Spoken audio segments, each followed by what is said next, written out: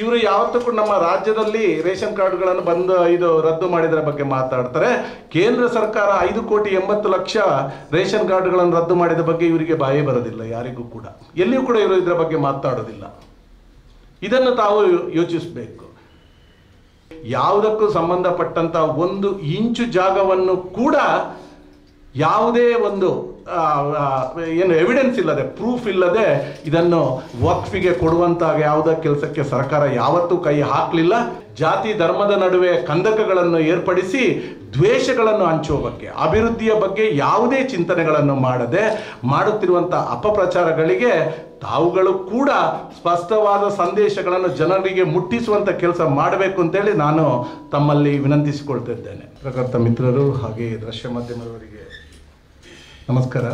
ಇವತ್ತು ಒಂದು ಪತ್ರಿಕಾಗೋಷ್ಠಿಯನ್ನು, ಬಹುಶಃ ಈವರೆಗೆ ನಾವು ಚುನಾವಣೆಯ, ನಮ್ಮ ರಾಜ್ಯದ ಉಪಚುನಾವಣೆ ಹಾಗೆ ಮಹಾರಾಷ್ಟ್ರ ಜಾರ್ಖಂಡ್ನಲ್ಲಿ ಚುನಾವಣೆ ನಡೀತಾ ಇತ್ತು. ಈ ಜಿಲ್ಲೆಯಲ್ಲಿ ಅಥವಾ ರಾಜ್ಯದಲ್ಲಿ ಒಂದು ಗೊಂದಲವನ್ನು ನಿರ್ಮಿಸುವಂಥ ಕೆಲಸ ಈ ಹಿಂದಿನಾಗೆ ಆ ಚಾಳಿಯನ್ನು ವಿರೋಧ ಪಕ್ಷದವರು BJPಯವರು ಮುಂದುವರಿಸಿಕೊಂಡು ಬರ್ತಾ ಇದ್ದಾರೆ. ಬಹುಶಃ ಇವತ್ತು ಯಾವುದೇ ಅಭಿವೃದ್ಧಿಯ ಬಗ್ಗೆ ಚಿಂತಿಸದೆ ಕೇವಲ ಒಂದು ರಾಜಕೀಯ ಚುನಾವಣೆಯಲ್ಲಿ ಮತ ಪಡೆಯುವ ಒಂದು ದೃಷ್ಟಿಯನ್ನಿಟ್ಟುಕೊಂಡು ಜನರಲ್ಲಿ ಗೊಂದಲಕ್ಕೀಡು ಮಾಡುವಂಥ ಕೆಲಸಗಳು ಇವತ್ತು ನಾವು ನೋಡ್ತೇವೆ. ಮೊನ್ನೆಯಿಂದ ಬಹುಶಃ ರೇಷನ್ ಕಾರ್ಡ್ನ ವಿಚಾರದಲ್ಲಿ ಇವತ್ತು ರೇಷನ್ ಕಾರ್ಡ್ಗಳನ್ನೇ ಎಲ್ಲ ಕ್ಯಾನ್ಸಲ್ ಮಾಡ್ತಾ ಇದ್ದಾರೆ ಅನ್ನುವಂಥ ಒಂದು ಸುಳ್ಳು ಸುದ್ದಿಯನ್ನು ಸಾರಾಗವಾಗಿ ಎಲ್ಲ ಕಡೆಗಳಲ್ಲಿ ಕೂಡ ಇವರು ಸ್ಪ್ರೆಡ್ ಮಾಡ್ತಾ ಇದ್ದಾರೆ.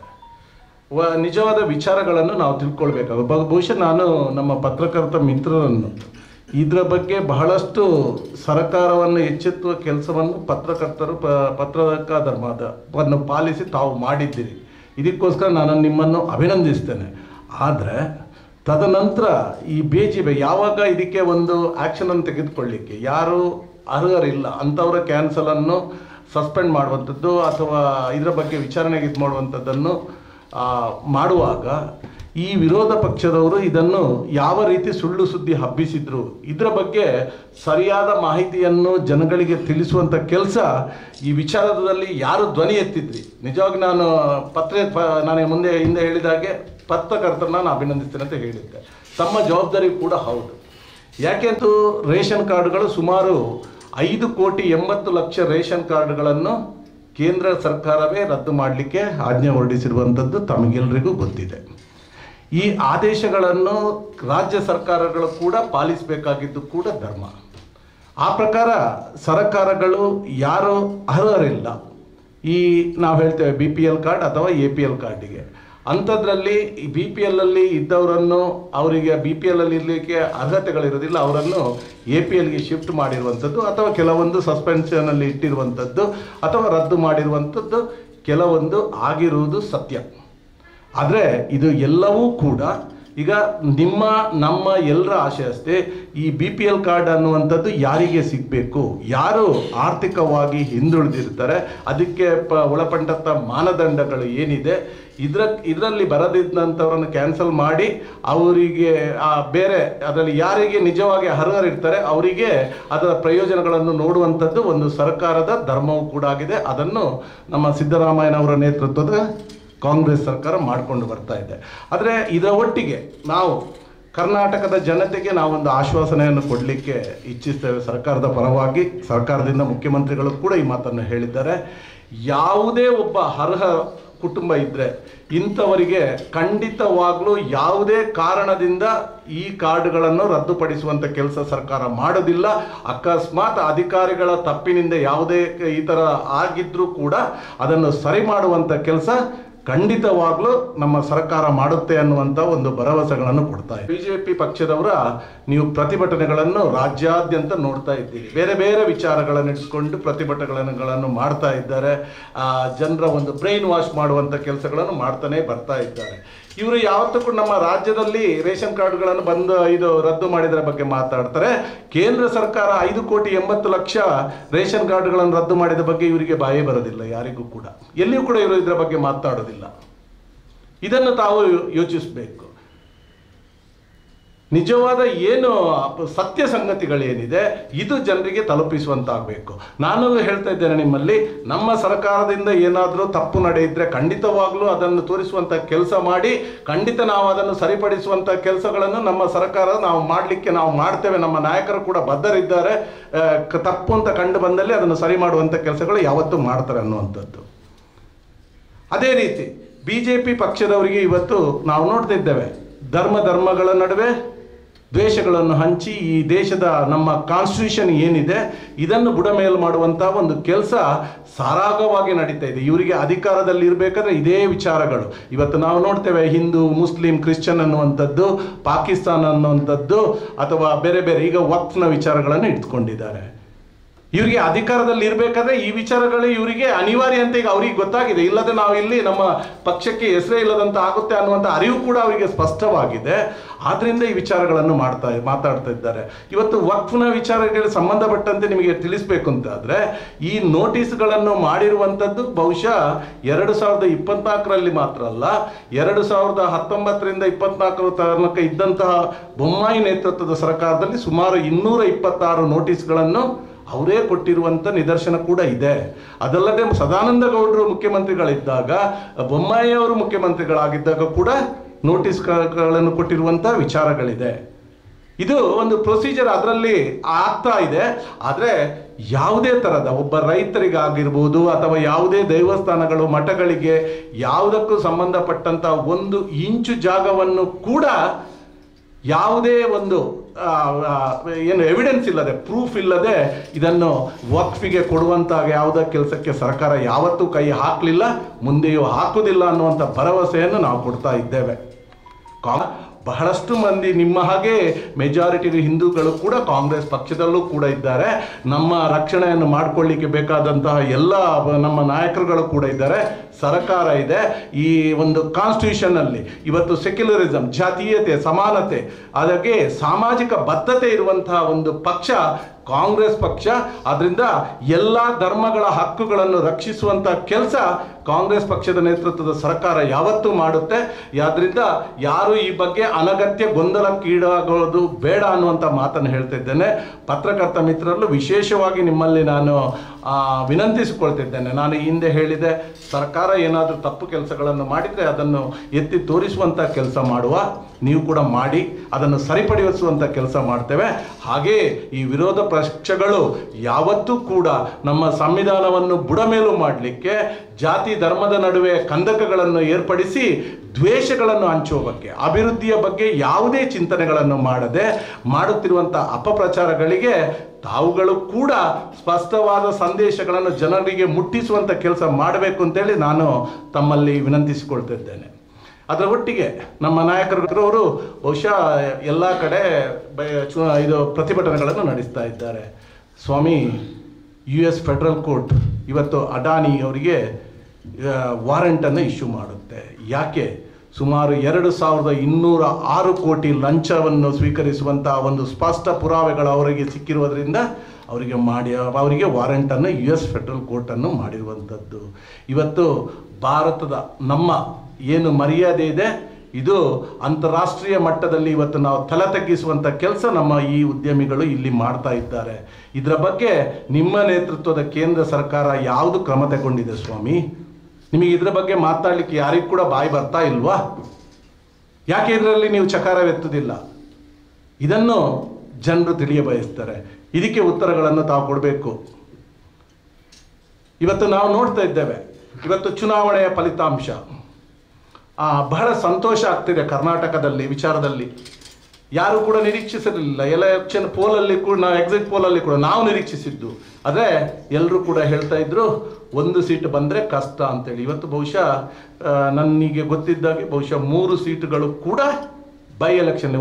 ಇದು ಜನಗಳು, ಕರ್ನಾಟಕದ ಜನತೆಗಳು ನಿಮ್ಮ ವಿರೋಧ ಪಕ್ಷದವರ, ನೀವು ಎಷ್ಟು ಗೊಂದಲ ಇದು ಮಾಡಿದ್ರು, ಏನು ಬ್ರೈನ್ ವಾಶ್ ಮಾಡಲಿದ್ರು ಕೂಡ ಈ ನಮ್ಮ ಶ್ರೀಮಾನ್ ಸಿದ್ದರಾಮಯ್ಯನವರ ನೇತೃತ್ವದ ಸರಕಾರದ ಅಭಿವೃದ್ಧಿ ಪೂರಕಗಳು ಕೆಲಸಗಳಿಗೆ ಇವತ್ತು ಅವರು ತಲೆ ತಗ್ಗಿಸಿದ್ದಾರೆ. ಆ ಪ್ರಕಾರ ನಾವು ಅವರನ್ನು ನಮ್ಮ 3 ಕ್ಯಾಂಡಿಡೇಟ್ಗಳನ್ನು ವಿಜಯ ಪತಾಕೆಯಲ್ಲಿ ಹಾರಿಸುವಲ್ಲಿ ಜನಗಳ ಒಂದು ಏನು ಅವರು ಮಾಡಿರುವಂಥ ಒಂದು ಈ ಚುನಾವಣೆಯ ಫಲಿತಾಂಶ ಖಂಡಿತವಾಗ್ಲೂ ನಾನು ಈ 3 ಕ್ಷೇತ್ರಗಳ ಮತದಾರರುಗಳನ್ನು ಕೂಡ ಅಭಿನಂದಿಸ್ತಿದ್ದೇನೆ. ಬಹುಶಃ ಈ ಚುನಾವಣೆಯ ಫಲಿತಾಂಶ ಬರಬೇಕಾದ್ರೆ ನಾವು ಬೇಕಾದಂಥ ಕೆಲಸಗಳನ್ನು ಸರ್ಕಾರದ ವತಿಯಿಂದ ಸಿದ್ದರಾಮಯ್ಯನವರ ನೇತೃತ್ವದ ಸರ್ಕಾರ, ನಮ್ಮ ಡಿ.ಕೆ. ಶಿವಕುಮಾರ್ ಅವರು ಉಪಮುಖ್ಯಮಂತ್ರಿಗಳು, ಹಾಗೆ ನಮ್ಮ ಪಕ್ಷದ ಅಧ್ಯಕ್ಷರವರ ಒಂದು ನೇತೃತ್ವದಲ್ಲಿ ಯಶಸ್ಸನ್ನು ಕಂಡಿದೆ. ಅವರನ್ನು ಕೂಡ ನಾನು ಅಭಿನಂದಿಸ್ತಿದ್ದೇನೆ. ಅದರ ಒಟ್ಟಿಗೆ ಇವತ್ತು ಬೇರೆ ರಾಜ್ಯಗಳ ಚುನಾವಣೆಗಳನ್ನು ಪ್ರಸ್ತಾಪಿಸಬಹುದು. ಕರ್ನಾಟಕದಲ್ಲಿ ಆಯಿತು, ಆದರೆ ಬೇರೆ ರಾಜ್ಯಗಳಲ್ಲಿ ಜಾರ್ಖಂಡಲ್ಲೂ ಕೂಡ ಕಾಂಗ್ರೆಸ್ ಪಕ್ಷ ಎಲ್ಲ ಸಮೀಕ್ಷೆಗಳನ್ನು ಮೀರಿ ಇವತ್ತು ಬಹುಮತ ಪಡೆದಿರುವಂಥದ್ದು ಕೂಡ ತಮಗೆ ತಿಳಿದಿದೆ. ಅದರ ಒಟ್ಟಿಗೆ ಮಹಾರಾಷ್ಟ್ರದಲ್ಲಿ ಇವತ್ತು ಕಾಂಗ್ರೆಸ್ ಪಕ್ಷಕ್ಕೆ ಸೋಲುಂಟಾಗಿದೆ. ಯಾಕೆ ಸೋಲುಂಟಾಯಿತು ಅನ್ನುವಂಥದ್ದನ್ನು ನೀವು ಕೇಳಿದರೆ, ಬಹುಶಃ ಚುನಾವಣಾ ಪೂರ್ವದಲ್ಲಿ ಎಲ್ಲ ಸಮೀಕ್ಷೆಗಳು ಬಹುಶಃ ಮಹಾವಿಕಾಸ್ ಅಘಾಡಿ ಈ ಬಾರಿ ಸ್ಪಷ್ಟ ಬಹುಮತ ಗಳಿಸುತ್ತೆ ಅನ್ನುವಂಥ ಮಾತನ್ನು ಎಲ್ಲ ಕಡೆಯಿಂದಲೂ ಕೇಳಿ ಬಂದಿತ್ತು. ಆದರೆ ಫಲಿತಾಂಶ ಇವತ್ತು ಚುನಾವಣೆ ದಿವಸ ನಡೆಯುತ್ತೆ ಎಕ್ಸಿಟ್ ಪೋಲ್, ಅದರ ನಂತರ ಇವತ್ತು ಫಲಿತಾಂಶ ಯಾವ ದೃಷ್ಟಿಯಲ್ಲಿ ಬಂತು ಅಂತ ನೋಡಿದರೆ, ನಾನು ಮಿಷಿನನ್ನು ದೂಷಣೆ ಮಾಡಲಿಕ್ಕೆ ನಾನು ಹೋಗ್ತಾ ಇಲ್ಲ, ನಾನು ಹೇಳ್ತಾ ಇಲ್ಲ, ಸೋಲು ಅನ್ನೋದನ್ನು ನಾವು ಒಪ್ಕೊಳ್ಳೇಬೇಕು. ಆದರೆ ಇವತ್ತು ಚುನಾವಣೆಯ ಫಲಿತಾಂಶ ಎಕ್ಸಿಟ್ ಪೋಲ್ನಲ್ಲಿ ಬಂದಂಥ ಫಲಿತಾಂಶವೇ ಬೇರೆ, ಇಲ್ಲಿ ಇವತ್ತು ಬಂದಿರುವಂಥ ಫಲಿತಾಂಶ. ಉದಾಹರಣೆ ಹೇಳಬೇಕು ಅಂತ ಹೇಳಿದರೆ, ನಾನು ಬಹುಶಃ ಮುಂಬಯಿಯ ಮೀರಾಬೈದರ್ 145 ಕಾನ್ಸ್ಟಿಟ್ಯೂಯೆನ್ಸಿಯ ಚಾರ್ಜ್ನಲ್ಲಿದ್ದೆ. ಹಿಂದೂ ಪ್ರಾಬಲ್ಯವುಳ್ಳಂಥ ಒಂದು ಕ್ಷೇತ್ರ ಆಗಿತ್ತು. ಬಹಳ ಒಳ್ಳೆಯ ನಮ್ಮ ಕಾಂಗ್ರೆಸ್ ಪಕ್ಷದ ಕ್ಯಾಂಡಿಡೇಟ್ ಇದ್ದರು. ಚುನಾವಣೆಯ ಉಸ್ತುವಾರಿಯನ್ನು ವಹಿಸಿಕೊಂಡಾಗ ಬಹುಶಃ ನಮ್ಮ ಚುನಾವಣೆಯಲ್ಲೂ ನಾನು ಗಳಿಸಿದಂಥ ಅನುಭವದಿಂದ ಈ ಫಾರ್ಮ್ ನಂಬರ್ 17C ಇದರ ಬಗ್ಗೆ ವಿಶೇಷ ಮೃತುವರ್ಜಿಯನ್ನು ವಹಿಸಿಕೊಂಡಿದ್ದು. ಬಹುಶಃ ನಾವು ಚುನಾವಣೆ ಮುಗಿದ ಸುಮಾರು 12 ಗಂಟೆ ಒಳಗಡೆ 503 ಬೂತುಗಳಿತ್ತು. 503 ಬೂತುಗಳಿದ್ದು ಫಾರ್ಮ್ ನಂಬರ್ 17C ಅನ್ನು ನಾವು ಕರೆಸಿಕೊಂಡು ಅದರಲ್ಲಿ ಎಲ್ಲ ವಿವರಗಳನ್ನು ನೋಡುವಾಗ ಅನೇಕ ಇರ್ರೆಗ್ಯುಲಾರಿಟೀಸ್ ಕಂಡು ಬಂತು. ನಾವು ವಿತಿನ್ 24 hours ಚುನಾವಣಾಧಿಕಾರಿಗಳಿಗೆ, ರಿಟರ್ನಿಂಗ್ ಆಫೀಸರಿಗೆ ಕಂಪ್ಲೇಂಟ್ ಕೊಟ್ಟು ವಿತಿನ್ 24 hours ಅದರ ನಂತರ 3 ಜನ ಅಧಿಕಾರಿಗಳನ್ನು ಸಸ್ಪೆಂಡ್ ಮಾಡಿರುವುದು ಕೂಡ ಸತ್ಯ. ಬಹುಶಃ ಇದು ನಾವು ಮಹಾರಾಷ್ಟ್ರ ಚುನಾವಣೆ ಇದೊಂದು ಇಲ್ಲಿ ಆಗಿರುವಂಥದ್ದು ದಿಕ್ಸೂಚಿ ಅಂತ ಹೇಳಿದ್ರೆ, ಎಲ್ಲ ಕಡೆಯಲ್ಲೂ ಕೂಡ ಇವತ್ತು ಚುನಾವಣೆಯನ್ನು ಗೆಲ್ಲಬೇಕು ಅಂತ ಇದ್ದರೆ ಈ BJP ಪಕ್ಷದ ನೇತೃತ್ವದ ಕೇಂದ್ರ ಸರ್ಕಾರ ಏನೂ ಮಾಡಲಿಕ್ಕೂ ತಯಾರಿದೆ. ಆದ್ದರಿಂದ ಇವತ್ತು ಇಂಥ ಫಲಿತಾಂಶ ಖಂಡಿತವಾಗ್ಲೂ ಸೋಲನ್ನು ಒಪ್ಪಿಕೊಳ್ತೇವೆ. ಆದರೆ ಜನರಿಗೆ ನಿಜ ವಿಚಾರಗಳನ್ನು ಮುಂದಿಡುವಂಥ ಕೆಲಸ ಕೂಡ ನಾವು ಮಾಡಬೇಕು. ಅದನ್ನು ಮಾಡ್ತಾ ಇದ್ದೇವೆ. ಈ ಮಹಾರಾಷ್ಟ್ರದ ಚುನಾವಣೆಯ ಬಗ್ಗೆ ಬಹುಶಃ 4 ದಿವಸದ ಮೊದಲು ನಮಗೆ ಅಲ್ಲಿಂದಲೇ ಒಂದು ಸ್ಪಷ್ಟ ವಿಚಾರಗಳು ಬೆಳಕಿಗೆ ಬಂತು. ಬಹುಶಃ ಅದಾನಿಯವರನ್ನು ಇಟ್ಕೊಂಡು ಕೇಂದ್ರ ಸರ್ಕಾರ ಮತ್ತು ಅದಾನಿ ಈ ಚುನಾವಣೆಗಳನ್ನು ನಡೆಸ್ತಿದ್ದಾರೆ ಅನ್ನುವಂಥ ಮಾತು ಸಾರ್ವತ್ರಿಕ ವಲಯದಲ್ಲಿ ಸಾಮಾನ್ಯವಾಗಿ ಕೇಳಿಬರ್ತಿದ್ದಂಥ ಮಾತಾಗಿತ್ತು. ಆದ್ದರಿಂದ ನಾನು ಪತ್ರಕರ್ತ ಮಿತ್ರರಲ್ಲಿ ನಿಮ್ಮಲ್ಲಿ ವಿಶೇಷವಾಗಿ ಯಾವತ್ತೂ ಕೂಡ ನಮ್ಮ ದೇಶದ ಒಂದು ವಿಶೇಷವಾದಂತಹ ಹಿರಿಮೆ ಇದೆ, ನಮ್ಮ ಸಂವಿಧಾನ ಇದೆ. ಈ ಸಂವಿಧಾನಕ್ಕೆ ವಿರುದ್ಧವಾಗಿ ಯಾವುದೇ ಪಕ್ಷ ಕೆಲಸ ಮಾಡಿದರೂ ಅದನ್ನು ಜನರಿಗೆ ತಿಳಿಸುವಂತೆ, ಜನರನ್ನು ಎಚ್ಚರಿಸುವಂಥ ಕೆಲಸ ತಮ್ಮಿಂದ ಹಿಂದೆ ಕೂಡ ಮಾಡ್ತಾ ಇದ್ದೀರಿ, ಮುಂದೆಯೂ ಕೂಡ ಮಾಡಬೇಕು. ನಿಜ ವಿಚಾರಗಳು ಜನರಲ್ಲಿ ಹೋಗಬೇಕು. ಚುನಾವಣೆಗಳು ಇವತ್ತು ಜಾತಿ ಧರ್ಮದ ವಿಚಾರಗಳನ್ನು ಇಟ್ಕೊಂಡು ಎದುರಿಸುವಂಥ ಆಗಬಾರ್ದು. ನಿಜವಾಗಿ ಆ ಊರಿನ, ಆ ರಾಜ್ಯದ, ಆ ದೇಶದ ಅಭಿವೃದ್ಧಿ ವಿಚಾರಗಳನ್ನು ಇಟ್ಕೊಂಡು ಚುನಾವಣೆಗಳು ನಡೆಯುವಂಥದ್ದು. ಅದು ಬಿಟ್ಟರೆ ದ್ವೇಷದ ರಾಜಕಾರಣ ಮಾಡಿ ಇವತ್ತು ಏನು ನಮ್ಮ ಒಂದು ಡೆಮೋಕ್ರಸಿಯ ಪದ್ಧತಿ ಏನಿದೆ ಇವತ್ತು ಅದಕ್ಕೆ ವಿರುದ್ಧವಾಗಿ ಇನ್ನೊಂದು ಸರ್ಕಾರವನ್ನು ಅಸ್ಥಿರಗೊಳಿಸುವಂಥ ಕೆಲಸ, ಅಥವಾ CBI EDಗಳನ್ನು ಬಿಟ್ಟು ಬೆದರಿಸಿ ಬೇರೆ ಬೇರೆ ಪಕ್ಷದವರನ್ನು ಇನ್ನೊಂದು ಪಕ್ಷಕ್ಕೆ ಸೇರಿಸುವಂಥ ಕೆಲಸ, ಮತಗಳನ್ನು ಪಡೆಯುವಂಥ ಇಂಥ ದುಸ್ಸಾಹಸಕ್ಕೆ ಕೈ ಹಾಕುವುದನ್ನು ತಾವು ಇನ್ನು ಮುಂದೆಯೂ ಕೂಡ ಎಚ್ಚರಿಕೆಯಿಂದ ಜನರಿಗೆ ಅವೇರ್ನೆಸ್ ಮಾಡುವಂಥ ಕೆಲಸವನ್ನು ಮಾಡಬೇಕು ಅಂತೇಳಿ ತಮ್ಮಲ್ಲಿ ವಿಚಾರಗಳನ್ನು ತಿಳಿಸುತ್ತಾ ಈ ಒಂದು ಪತ್ರಿಕಾಗೋಷ್ಠಿಗೆ ಬಂದ ನಿಮಗೆಲ್ಲರನ್ನು ಕೂಡ ನಾನು ಹಾಗೆ ಇನ್ನೊಂದು ಮುಖ್ಯ ವಿಚಾರ, ಖಂಡಿತವಾಗ್ಲೂ ಕಾಂಗ್ರೆಸ್ ಪಕ್ಷ ಇವತ್ತು ಗೆಲ್ಲಿ ಆದರೆ ಹಿಗ್ಗುವಂಥ ಕೆಲಸ ಇಲ್ಲ. ಅಭಿವೃದ್ಧಿಯ ವಿಚಾರ, ನಮ್ಮ ಸಂವಿಧಾನವನ್ನು ರಕ್ಷಿಸುವಂಥ ಕೆಲಸಗಳನ್ನು ಮುಂದಕ್ಕೂ ಕೂಡ ಮಾಡುತ್ತೆ. ಅದೇ ರೀತಿ ಎಲ್ಲಿ ಯಾವಾಗ ಸೋತರೂ ಕೂಡ ಇದಕ್ಕೆ ಎದೆಗುಂದಿ ನಾವು ಕುಳಿತುಕೊಳ್ಳುವಂಥ ವಿಚಾರವಿಲ್ಲ. ನಮ್ಮಿಂದ ಏನಾದರೂ ತಪ್ಪಾಗಿದ್ರೆ ಅದನ್ನು ಸರಿ ಮಾಡಿಸುವಂಥ ವಿಚಾರಗಳು ಅಥವಾ ಪಕ್ಷವನ್ನು ಇನ್ನಷ್ಟು ಬಲಿಷ್ಠ ಕೆಲಸಗಳನ್ನು ಮಾಡಿ ರಾಹುಲ್ ಗಾಂಧಿಯನ್ನು ಈ ದೇಶದ ಪ್ರಧಾನಿಯನ್ನಾಗಿ ಮಾಡುವಲ್ಲಿ ಕಾರ್ಯಕರ್ತರು ಎಲ್ಲರೂ ಕೂಡ ಮುಂದೆ ಕೂಡ ಇರ್ತಾರೆ ಅನ್ನುವಂಥ ಮಾತನ್ನು ಹೇಳುತ್ತಾ ತಮಗೆಲ್ಲರಿಗೂ ವಂದಿಸ್ತಾ ನನ್ನ ಈ ಪತ್ರಿಕಾಗೋಷ್ಠಿಯನ್ನು ಮುಗಿಸ್ತಿದ್ದೇನೆ. ತಮ್ಮೇನಾದರೂ ಪ್ರಶ್ನೆಗಳು, ಅಧಿಕಾರದಲ್ಲಿ 5 ವರ್ಷದಲ್ಲಿ ಮಂಗಳೂರಿನ ಎಷ್ಟು ರಸ್ತೆಗಳಿದೆ, 365 ದಿವಸ ಕೂಡ ನಾವು ಎಲ್ಲ ರಸ್ತೆಗಳನ್ನು ಸಂಚಾರಕ್ಕೆ ನಾವು ಯೋಗ್ಯವಾಗಿ ಬಿಟ್ಟುಕೊಟ್ಟಿದ್ದೇವೆ ಅಂತ ಹೇಳಿ ಒಮ್ಮೆ ನೀವು ಅವಲೋಕಿಸಿ ನೋಡುವುದು ಒಳ್ಳೆಯದು. ಇವತ್ತು ನಾವು ನೋಡ್ತೇವೆ ಎಷ್ಟು ಅಪಘಾತಗಳು ನಡೀತಾ ಇದೆ. ನಿಮ್ಮ ಬೇಜವಾಬ್ದಾರಿಯಿಂದ ಈ ಅಪಘಾತಗಳು ನಡೀತಿರುವಂಥದ್ದು. ಇವತ್ತು ನಾವು ನೋಡಿದರೆ ಪಂಪೆಲ್ ಜಂಕ್ಷನಲ್ಲಿ ನೀವು ನೋಡ್ಬೋದು, ಬಹುಶಃ ನಾವು ಗರುಡಿಗೆ ಹೋಗುವ ರಸ್ತೆಯಲ್ಲಿ ಪಂಪೆಲ್ಗಿಂತ ಸ್ವಲ್ಪ ಮುಂದೆ ಹೋದಾಗಲೇ ರಸ್ತೆಯಲ್ಲಿ ಇಂಬ್ಯಾಲೆನ್ಸ್ ಇರುವಂಥದ್ದು. ಅದರ ಒಟ್ಟಿಗೆ ನಾವು ಬಲ್ಮಠದಲ್ಲಿ ಬರಬೇಕಂತಾದರೆ ನಾವು ಮೈಕ್ರೋ ಸೊಸೈಟಿ ಪೆಟ್ರೋಲ್ ಪಂಪ್ನ ಎದುರಿನಲ್ಲಿರುವಂಥದ್ದು ರಸ್ತೆಯ, ನೀವು ಅಲ್ಲಿ ನೋಡಿದರೆ ನಿಮಗೆ ಗೊತ್ತಾಗುತ್ತೆ ಆ ರಸ್ತೆ ಯಾವ ರೀತಿ ಇದೆ. ನಡುವಿನಲ್ಲಿ ನಂತೂರಿನಲ್ಲಿ ನೋಡ್ತಾ ಇದ್ದೇವೆ. ನಂತೂರಿನಲ್ಲಿ ಈ ಹಿಂದಿನ ಪ್ರಾಜೆಕ್ಟ್ಗಳನ್ನು ಸ್ವಲ್ಪ ಏನು ಹಿಂದೆ ಸ್ಯಾಂಕ್ಷನ್ ಆಗಿದ್ದನ್ನು ಮಾಡುವಂಥ ಕೆಲಸ ಮಾಡ್ತಾ ಇದ್ದೀರಿ. ಆದರೆ ವಿಶೇಷವಾಗಿ ಹೊಸ ಕೆಲಸಗಳು ಯಾವತ್ತೂ ಕೂಡ ಆರಂಭ ಆಗಲಿಲ್ಲ. ಇನ್ನೂ ಕೂಡ ತಾವು ಹನಿಮೂನ್ ಇದರಲ್ಲೇ ಇದ್ದೀರಿ ಅನ್ನುವಂಥ ಒಂದು ಭರವಸೆ ನಮಗೆ ಕಾಣಿಸಲಿಕ್ಕೆ ಸಿಗ್ತಾ ಇದೆ. ಇವತ್ತು ನಾವು ಬಂಟ್ವಾಳದಿಂದ ನಾವು ಹೋಗ್ತಿರುವಂಥ ಹೈವೇ, ಇವತ್ತು ಯಾರೂ ಕೂಡ ಶಿರಾಡಿ ರೋಡಲ್ಲಿ ನಾವು ಹೋಗಲಿಕ್ಕೆ ಇಚ್ಛಿಸ್ತಾ ಇಲ್ಲ. ಯಾಕಂದರೆ ಇವತ್ತು ನಮ್ಮ ಬಂಟ್ವಾಳದಿಂದ ಗುಂಡ್ಯಾಗ ಹೋಗುವಂಥದ್ದು ಬಹಳಷ್ಟು ಒಂದು ಸಾಹಸಮಯ ಕೆಲಸ ಆಗಿದೆ. ಇವತ್ತು ಸ್ವಾಮಿ ನಿಮಗೆ ಹೈವೇಗಳನ್ನು ಮಾಡಲಿಕ್ಕೆ ಆಗ್ತಾ ಇಲ್ಲ. ಈಗ ಅದರಲ್ಲಿ ಸರ್ವಿಸ್ ರೋಡ್ಗಳಿದೆ. ನಮ್ಮ ಊರಿನ ಜನಗಳು ಒಂದು ಗಂಡ ಹೆಂಡತಿ ಮಗುಗಳನ್ನು ಇಟ್ಕೊಂಡು ಆ ಸ್ಕೂಟರ್ನಲ್ಲಿ ಬೈಕಲ್ಲಿ ಹೋಗ್ತಿರ್ಬೇಕಾದ್ರೆ ನಿಮಗೆ ಏನೂ ಅನ್ನಿಸೋದೇ ಇಲ್ವಂಥ ಪ್ರಶ್ನೆ. ನಾವು ಕಾರಲ್ಲಿ ಹೋಗಬೇಕಾದ್ರೂ ಕೂಡ ರಸ್ತೆಯನ್ನು ಬದಲಾಯಿಸಿ ಹೋಗ್ತೇವೆ. ಅಲ್ಲಿ ಒಂದು ಯೋಗ್ಯವಾದ ಸರ್ವಿಸ್ ರೋಡನ್ನು ನಿರ್ಮಾಣ ಮಾಡಿ ಕೊಡಲಿಕ್ಕೂ ಕೂಡ ನಿಮಗೆ ಇನ್ನೂ ಕೂಡ ಸಾಧ್ಯವಾಗಲಿಲ್ವಾ?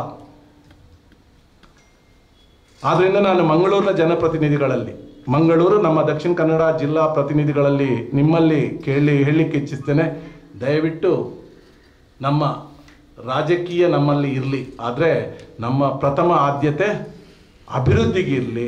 ಅದು ಬಿಟ್ಟು ಚಿಲ್ಲರೆ ರಾಜಕೀಯ, ಜಾತಿ ಧರ್ಮಗಳ ನಡುವೆ ನಾವು ದ್ವೇಷಗಳನ್ನು ಹಂಚುವಂಥ ಕೆಲಸಗಳನ್ನು ಬಿಟ್ಟು ಮುಂದಕ್ಕೆ ಒಳ್ಳೆ ಕೆಲಸಗಳನ್ನು ಮಾಡುವ.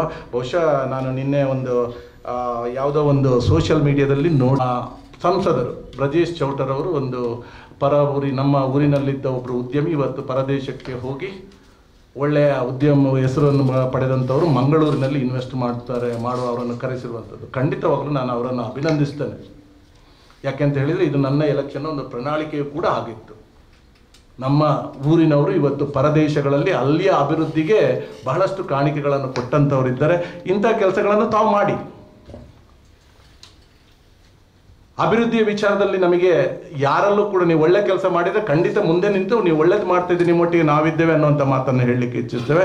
ಅದು ಬಿಟ್ಟು ಯಾವತ್ತೂ ನೋಡಿದರೂ ಕೂಡ ಈ ಹಿಂದಿನ ನಿಮ್ಮ ಚಾಳಿಯನ್ನು ಬಿಟ್ಟು ಬಿಡಿ ಅಂತೇಳಿ ವಿನಂತಿಸಿಕೊಳ್ತಾ ಇದ್ದೇನೆ. ಪ್ರಾಮಾಣಿಕತೆಯಿಂದ ಮಾಡ್ತಾ ಇದೆ ಅನ್ನೋದಕ್ಕೆ ಇದು ಸಾಕ್ಷಿ. ಖಂಡಿತ ನಾನು ಅದನ್ನೇ ಹೇಳ್ತಾ ಇದ್ದೇನೆ. ನಮಗೆ ಈಗ ಇಲ್ಲಿ ವಕ್ಫ್ ಅಂತ ಹೇಳ್ತಾರೆ, ಪ್ರಾಪರ್ಟಿ ಇದರಲ್ಲಿ ಯಾರಿಗಾದ್ರೂ ಅತಿಕ್ರಮಣ ಆಗಿದೆ, ಅದನ್ನು ಎಷ್ಟು ಈಗ ಮರು ವಶಕ್ಕೆ ತಗೊಳ್ಳಿಕ್ಕೆ ನೋಟಿಸ್ ಕೊಟ್ಟಿದ್ದಾರೆ, ಅದರ ಅಂತ ಮಾಹಿತಿ ನಿಮ್ಮದೇ ಸರ್ಕಾರ ಇದೆ ಅಂತ ಮಾಹಿತಿ ಇದೆಯಾ ನಿಮ್ಮಲ್ಲಿ? ಖಂಡಿತವಾಗ್ಲೂ ನಮ್ಮ ಮಾಹಿತಿ ಪ್ರಕಾರ ನಮಗೆ ಯಾವುದೇ ರೀತಿಯ ಈ ಥರದ ಪ್ರಸಂಗಗಳು ಇಲ್ಲಿ ನಡೆದ ಬಗ್ಗೆ ಸ್ಪಷ್ಟ ಮಾಹಿತಿಗಳು ಇಲ್ಲ. ಇವತ್ತು ಏನು ಮಾಡಿದರೆ BJP-ಯವರು ಮಾರ್ಕೆಟಿಂಗ್ನಲ್ಲಿ ತಮಗೆ ಗೊತ್ತಿದೆ. ನಾವು ಅವರು RTCಗಳನ್ನು ಎಡಿಟ್ ಮಾಡಿ ಸೋಷಿಯಲ್ ಮೀಡಿಯಾದಲ್ಲಿ ಹಾಕಿದ್ರು. ಅದರ ನಂತರ ಸರ್ಕಾರ, ಈಗ ನಮ್ಮ ಸರ್ಕಾರದ ಕರ್ತವ್ಯಗಳು ಏನು ಅಂತ ಹೇಳಿದರೆ, ಎಲ್ಲಿ ಅನಗತ್ಯವಾಗಿ ಈ ಥರದ್ದು ಕೆಲಸಗಳು ಎಲ್ಲಿಯಾದರೂ ಆಗಿದ್ರೆ ಅದನ್ನು ಕಂಡು ಹಿಡಿದು ಅದನ್ನು ಸರಿಪಡಿಸುವಂಥ ಕೆಲಸ ನಾವು ಮಾಡ್ತೇವೆ ಅಂತ ಹೇಳಿದ್ದೇವೆ. ಅದನ್ನು ಖಂಡಿತವಾಗ್ಲೂ ಮಾಡ್ತೇವೆ. ವಿಚಾರವನ್ನು ಈಗ ನಮ್ಮ ಯಾವುದೇ ಒಂದು ವಿಚಾರ ಈ ಥರ ನ್ಯೂನತೆ ಆಗಿದೆ ಅಂತೇಳಿ ಸರ್ಕಾರದ ಗಮನಕ್ಕೆ ಬರಬೇಕು. ಸರ್ಕಾರ ಅದರ ಮೊದಲೇ ಅದರ ಒಂದು ಸುತ್ತೋಲೆಯನ್ನು ಬೇರೆ ನಮ್ಮ ರಾಜ್ಯದ ಅಧಿಕಾರಿಗಳಿಗೆ ಕಳಿಸಿಕೊಟ್ಟಿದ್ರು. ಆದರೆ ಇದನ್ನು ಗೊತ್ತಾದ ನಂತರ ಇವರು ಪ್ರತಿಭಟನೆಯನ್ನು ಮಾಡಿರುವಂಥದ್ದು.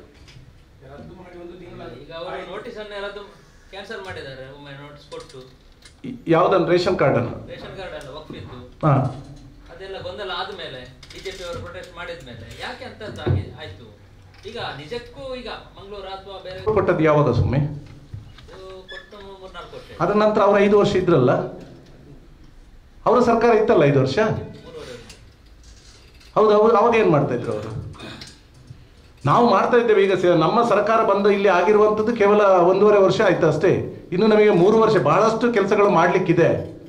ನಾವು ಅದರ ಬಗ್ಗೆ ಚಿಂತೆ ಮಾಡ್ತೇವೆ ಹೊರತು ಬೇರೆ ಈ ಒಳ್ಳೆಯದರಲ್ಲಿ ಆಗಿರುವಂಥ ಯೋಜನೆಗಳನ್ನು ರದ್ದುಪಡಿಸುವಂಥದ್ದು ಅಂಥ ಕೆಲಸಕ್ಕೆ ನಾವು ಹೋಗುವುದಿಲ್ಲ. ಏನಿದ್ರು ಇನ್ನು ಉಳಿದ 3.5 ವರ್ಷಗಳಲ್ಲಿ ಈ ರಾಜ್ಯವನ್ನು ಗರಿಷ್ಠವಾಗಿ ಅಭಿವೃದ್ಧಿ ಮಾಡುವಂಥ ವಿಚಾರದಲ್ಲಿ ನಮ್ಮ ಸರ್ಕಾರ ಇದೆ. ಮುಖ್ಯಮಂತ್ರಿ ಸಿದ್ದರಾಮಯ್ಯನವರು ಬಹಳಷ್ಟು ಒಂದು ಅಭಿವೃದ್ಧಿಯಲ್ಲಿ ಇವತ್ತು ನಿಮಗೆ ಗೊತ್ತಿದೆ 2013ರಿಂದ 2018ರವರೆಗೆ ನಮ್ಮ ಅಭಿವೃದ್ಧಿಯಲ್ಲಿ ಕರ್ನಾಟಕ ರಾಜ್ಯದ ಸುವರ್ಣ ಯುಗ ಅಂತ ನಾವು ಹೇಳ್ತೇವೆ. ಬಹುಶಃ ಆ ಸಮಯದಲ್ಲಿ ನಿಮಗೆ ಗೊತ್ತಿದೆ, ನಾನು ಚುನಾವಣಾ ಪ್ರಚಾರ ಅಂತ ಹೇಳೋದಿಲ್ಲ, 165 ಪ್ರಣಾಳಿಕೆಯಲ್ಲಿ ಭರವಸೆಗಳನ್ನು ಕೊಟ್ಟಿದ್ರು. ಅದರಲ್ಲಿ 158 ಭರವಸೆಗಳನ್ನು ಆ 5 ವರ್ಷಗಳಲ್ಲಿ ಮಾಡಿದ್ದು ಒಂದು ಆಡಳಿತ ವೈಖರಿಗೆ ಇದೇ ಒಂದು ಸಾಕ್ಷಿ. ಅದನ್ನು ಮುಂದುವರಿಸ್ತಾ ಇದ್ದೇವೆ ನಾವು. ಶಾಸಕರಿಗೆ ಅನುದಾನಗಳು ಎಲ್ಲಿ ಹೋಗಬೇಕು ಅಲ್ಲಿ ಸರಿಯಾಗಿ ಹೋಗ್ತಾ ಇದೆ. ಆದರೆ ಈ ಹಿಂದಿನ ಸರ್ಕಾರದವರು ಏನು ಮಾಡ್ತಿದ್ರು ಅಂತ ಹೇಳಿದರೆ, ಒಂದು ಕೆಲಸ ಯೋಜನೆಗಳು ಆಗಬೇಕಾದ್ರೆ ಅದಕ್ಕೆ ಟೆಂಡರ್ ಆಗಬೇಕು, ಅದನ್ನು ಪ್ರೊಸೀಜರ್ಗಳಿದೆ, ಅದನ್ನು ಫಾಲೋ ಮಾಡದೆ ಸುಮ್ಮನೆ ಈ ಚುನಾವಣೆಯಲ್ಲಿ ಗೆಲ್ಲುವ ಒಂದು ಇದಕ್ಕಾಗಿ ಅವರು ಯೋಜನೆಗಳು ಅವರೇ ಎಲ್ಲ ಕೆಲಸಗಳನ್ನು ಆರಂಭಿಸಿದ್ರು. ಅಲ್ಲಿಗೆ ಈಗ ನಾವು ಕೊಡುವಂಥ ಅನುದಾನ ಏನು ಇದಿದೆ ಅದನ್ನು ತಡೆ ಹಿಡಿದಿದ್ದಕ್ಕೆ ಈ ಥರ ಅಪಪ್ರಚಾರಗಳು ಮಾಡ್ತಾ ಇದ್ದಾರೆ. ಆದರೆ ಎಲ್ಲಿ ಎಲ್ಲ ಒಂದು ಅಭಿವೃದ್ಧಿಯ ವಿಚಾರವಾಗಿ ಎಲ್ಲೆಲ್ಲಿ ಯೋಜನೆಗಳ ಅನಿವಾರ್ಯತೆ ಇದೆ ಅಲ್ಲಿಗೆಲ್ಲ ಕಡೆ ಕೂಡ ಸರ್ಕಾರದಿಂದ ಹಣ ಬಿಡುಗಡೆ ಆಗಿದೆ. ನೋಡಿ, ಬೆರಳೆಣಿ 1-2 ಶಾಸಕರು ಯಾರಾದರೂ ಎತ್ತಿದ್ರು ಕೂಡ ಕೆಲವರಲ್ಲಿ ಇರ್ತೇವೆ. ಈಗ ನಾನು ಕೂಡ ಎಲ್ಲ ವಿಚಾರದಲ್ಲಿ ನಾನು ಅನುದಾನ ಕೇಳುವಲ್ಲಿ ಅದಕ್ಕೆ ಕ್ರಮಗಳಿರುತ್ತೆ, ಪ್ರೊಸೀಜರ್ಗಳಿರುತ್ತೆ, ಗೊತ್ತಾಗದೆ ಕೆಲವೊಂದು ಹೆಚ್ಚು ಕಡಿಮೆ ಸ್ವಲ್ಪ ಆಗಿರ್ಬೋದು. ಎಲ್ಲದನ್ನು ಇಲ್ಲ ಅಂತ ಕಂಪ್ಲೀಟ್ ಡಿನೈ ಮಾಡೋದಿಲ್ಲ. ಆದರೆ ಸರಕಾರದಿಂದ ಎಲ್ಲೆಲ್ಲಿ ಯಾವ ಪ್ರದೇಶದಲ್ಲಿ ಎಲ್ಲಿಯೂ ಕೂಡ ನಮ್ಮಲ್ಲಿ ಮಲತಾಯಿ ಧೋರಣೆ ಇಲ್ಲ. BJP ಶಾಸಕರಿದ್ದಾರೆ, ಇವರಿದ್ದಾರೆ ಅಂತೇಳಿ. ಇವತ್ತು ಕೇಂದ್ರ ಸರ್ಕಾರ ಏನು ಮಾಡ್ತಾ ಇದೆ, ನಮ್ಮ 19 ಜನ ಸಂಸದರಿದ್ದಾರೆ. ನಿಮಗೆ ಒಂದು ದಿವಸ ಕೂಡ ನಮ್ಮ ಪ್ರಧಾನಮಂತ್ರಿ ಅವರ ಹತ್ರ ಇವತ್ತು ನಾವು GST ಟ್ಯಾಕ್ಸನ್ನು ಬಹುಶಃ ಭಾರತದಲ್ಲೇ 2ನೇ ಸ್ಥಾನದಲ್ಲಿದ್ದೇವೆ. ಅತ್ಯಂತ ಹೆಚ್ಚು GST ಇದು ಟ್ಯಾಕ್ಸ್ಗಳನ್ನು ನಾವು ಕಟ್ತಾ ಇದ್ದೇವೆ. ಆದರೆ ನೀವು ಇದಕ್ಕೆ ಅನುಗುಣವಾಗಿ ನೀವು ನಮಗೆ ಕೊಡಬೇಕಾಗಿದ್ದಂಥ ಸರ್ಕಾರಕ್ಕೆ ಕೊಡುತ್ತಿದ್ದ ಪಾಲುಗಳನ್ನು ನೀವು ಕೊಡ್ತಾ ಇದ್ದೀರಾ ಅಂತ ಕೇಳಿದರೆ ಇಲ್ಲ. ನಮ್ಮ ರಾಜ್ಯದಿಂದಲೇ ರಾಜ್ಯಸಭೆಗೆ ಹೋದಂತಹ ಶ್ರೀಮತಿ ನಿರ್ಮಲಾ ಸೀತಾರಾಮನ್ ರವರು ಫಿನಾನ್ಸ್ ಮಿನಿಸ್ಟರ್ ಆಗಿದ್ದಾರೆ, ಹಾಗೆ ಪ್ರಧಾನಮಂತ್ರಿಗಳಿದ್ದಾರೆ. ನೀವು 19 ಜನ ಸಂಸದರಿದ್ದೀರಿ. ಈ ಬಗ್ಗೆ ಎಂದಾದರೂ ನೀವು ಚಕಾರ ಎತ್ತಿದ್ದೀರಾ ಅನ್ನುವಂಥ ಪ್ರಶ್ನೆಯನ್ನು ಕೂಡ ನಾನು ಕೇಳಿಕ್ಕೆ ಇಚ್ಛಿಸ್ತೇನೆ.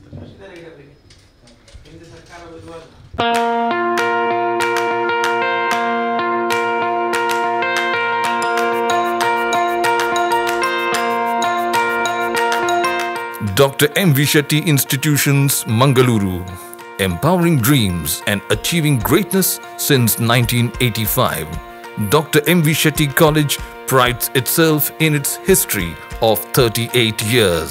It undertook path-breaking initiatives in Indian higher education with the introduction of innovative and modern curricula, insistence on academic discipline, imparting of holistic education, and adoption of global higher education practices with the support of creative and dedicated staff.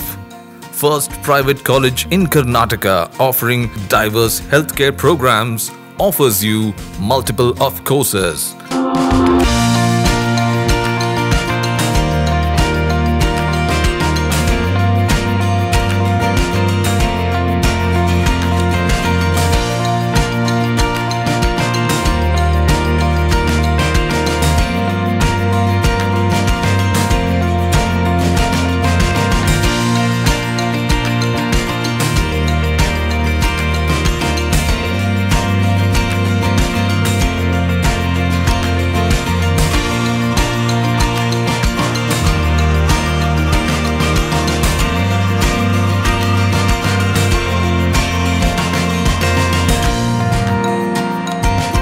Dr. M.V. Shetty Institutions is a nurturing ground for an individual's holistic development to make effective contribution to the society in a dynamic environment. Dr. M.V. Shetty Institutions, Kavur Road, Vidyanagar, Mangaluru, Karnataka, 575013. Contact 0824 248 1048, 0824 248 1096. Website www.mvshettycolleges.edu.in. ಸುದ್ದಿ channel, ಕ್ಷಣ ಕ್ಷಣದ ಸುದ್ದಿಗಾಗಿ.